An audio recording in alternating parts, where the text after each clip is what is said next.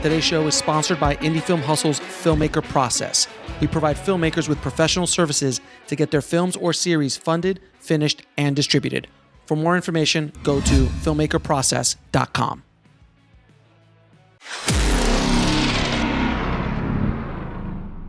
Can you talk about when a screenwriter is ready for an agent or manager? Because so many times I hear screenwriters say, all I need is that agent or manager. I just need that champion to just get me that deal. When are they actually ready for an agent or manager to take them on? Well, my glib answer to that is always they're ready when the agent or manager knocks on their door. Because ultimately, when they're coming to you, you're ready. And people might say, oh, well, how do they come to you? Well, they come to you because you won the Nickel Fellowship. Sure. You know, or maybe you wrote some low budget film that you thought nobody would see, but, you know, it lit Sundance on fire. So, but ultimately it's one thing that any writer can do is turn to his network to get feedback on his screenplays. To see what's working and what isn't working. Because sometimes the writer isn't the best judge, especially when you've been working on a script for so long. And, right? Yeah, absolutely. So having that network of people that you trust who can read your script, give you notes, and then eventually I think you can get the feeling when the notes go from this to this, that maybe your screenplay is ready to share with representation.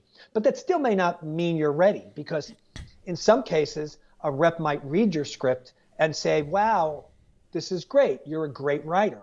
I can't sell this, though. There's no market for this. What else do you have? And then you don't have anything.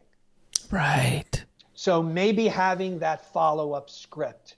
I used to work with an agent named Brian Scher, who's a manager now. He was a real wonderkind. He was selling spec scripts at William Morris when he was in the mailroom. True story. That's amazing. Yeah. So I have a lot of respect for him. And he always used to say, you know something? A writer only needs one script. That's all I need. I just need, if a writer has only written one script and I can sell that script, that's all that matters. But the truth is that often you're not writing that one script that's going to sell. It just might be enough to sort of get the door open ajar. Right. So having more than one project.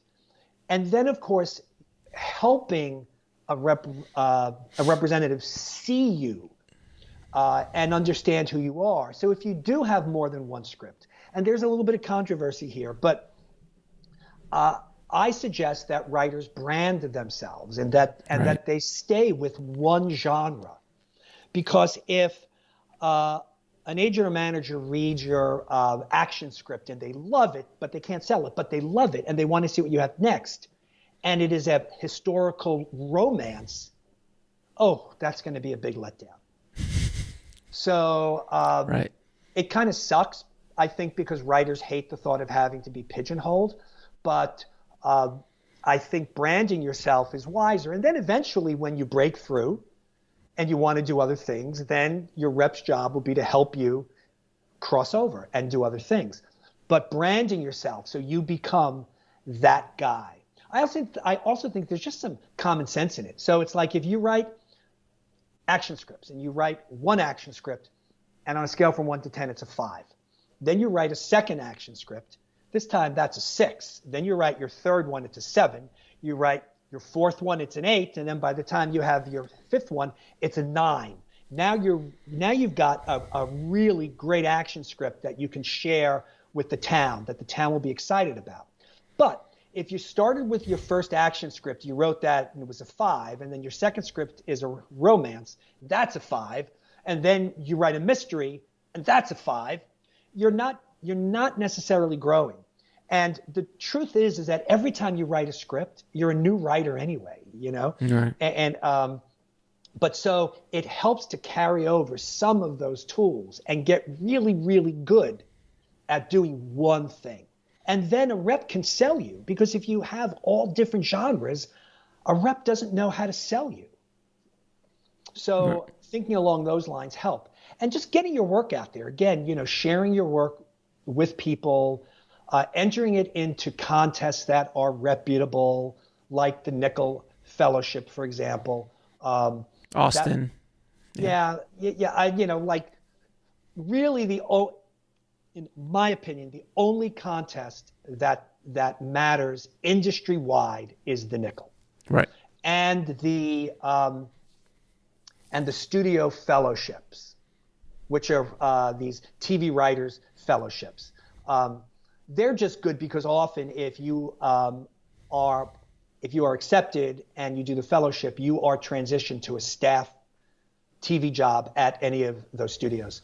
And so clearly that's a really beneficial program. But screenwriting contests like Austin or Scriptapalooza or even Final Draft, I wouldn't say that they are accepted universally through the industry. I would say that a lot of them have fans, but they don't have the kind of brand that the Nickel Fellowship does. Got it. For whatever reason. To watch the rest of this interview, head over to bulletproofscreenwriting.tv.